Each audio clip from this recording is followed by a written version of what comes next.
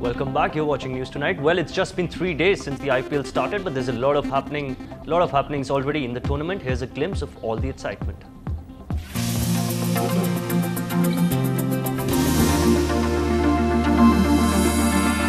Well, it's the clash of the bookies' favourites with the eternal underdogs. As Delhi Daredevils take on the Rajasthan Royals, Yusuf Pathan, in fact, could not repeat that brutal display today against the Delhi Daredevils in Ahmedabad. The Royals, who have earned themselves the title of being the perennial underdogs, will perhaps go into this match heartened by the fight they put up in their last match against the Mumbai Indians.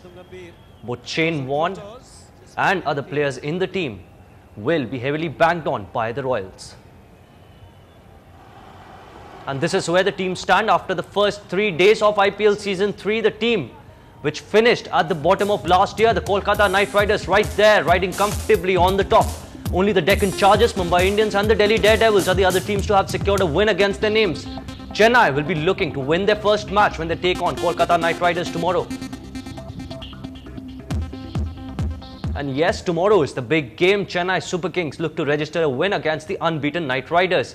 On paper, there's not much to choose, but the Knight Riders this time are showing the kind of thirst to win till now unseen and unheard. We are now joined by former cricketer Keith Srinath on the match tomorrow, sir. A really crucial match for Chennai Super Kings. They are up against the Kolkata Knight Riders, who seem to have really reversed their fortunes from last year. What's in store? I think it's early days still to say that it's going to be an important game. Yeah. But as far as this format goes, it's a 14-game tournament for each team before they turn up in the semis and the finals. And the team which can carry the momentum starting up front will certainly hold the edge. But I think, as I said, it's too early days, and CSK, having lost to Deccan Chargers yesterday very badly, would certainly like to settle a score with KKR. And one good thing the Knight Riders have done is teams that have been languishing in the bottom in the last 2 years. We saw the Royal Challengers Bangalore and Deccan Chargers fight for the top 2 spots in the last year finals, and Knight Riders coming on top in the first 2 games. I think it augurs well for the tournament. Even the fan club increases, the franchisee owners become more interested in their own teams, and it also provides that much more interesting entertainment for the people who watch the game also. Absolutely. So I think, the teams at the bottom which are coming up on top now is providing more interesting news for the spectators also. In fact, Shri, the very thirst behind KKR to win, they've already defeated the top 2 teams. The thirst was quite evident when Shah Rukh Khan, in fact, said that they're not going to be dancing unless they have 5 matches under their wings. Take a look at this bite.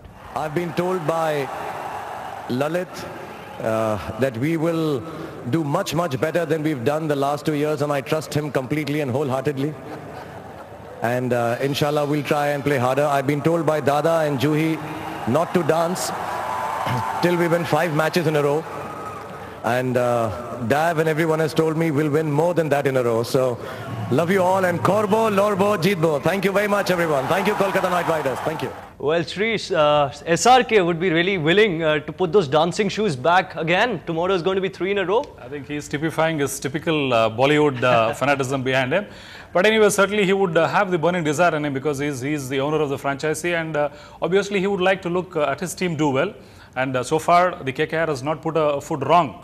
And having beaten the Deccan Chargers and Mumbai Indians, I mean 2 of the top teams in the fray, I think they would certainly go all guns firing in tomorrow's game with the home crowd behind them. I think it's going to be a tough call for the Chennai Super Kings, because this format doesn't provide that much of rest for you. You play a game, you hardly have a rest for close to 24-30 hours. Again, embark again, play in different conditions.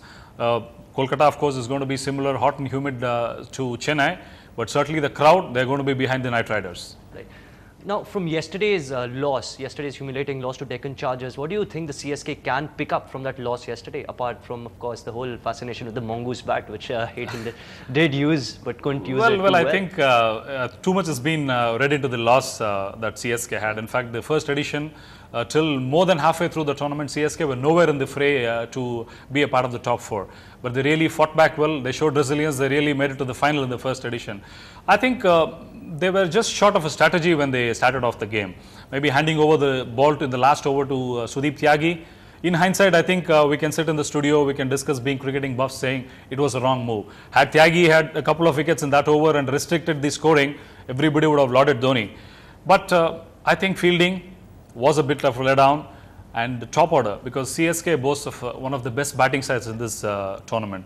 And I think the top three going for nothing. Vijay, Right. then we had Reina and Hayden back in the hut for nothing.